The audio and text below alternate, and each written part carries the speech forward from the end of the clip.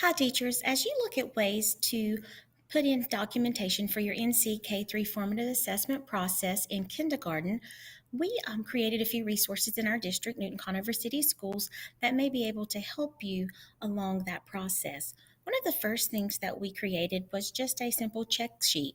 You can list your students, and then if you're required to take a certain number of documentations, you can mark those off. We've put 3 boxes under each one.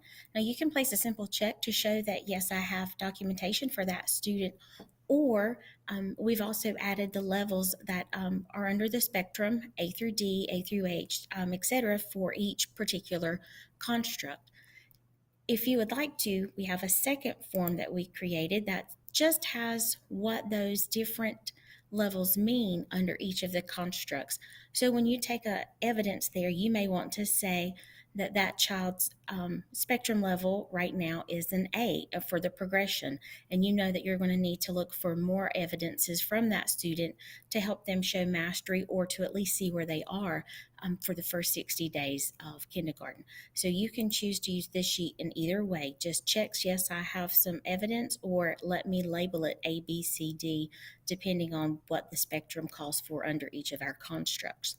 And then finally, we created this different one that shows a place that you can put their name. It also has the levels up here, but underneath this, you could actually use to just jot down your evidences there. If you don't want to take a picture or use a notebook to write them in, you can just simply jot them down there.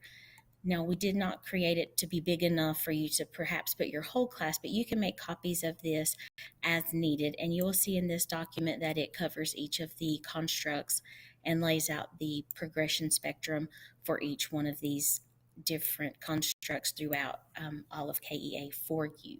So hopefully you'll be able to use these documents. They've been very beneficial to us and help us keep up with where we are with our students.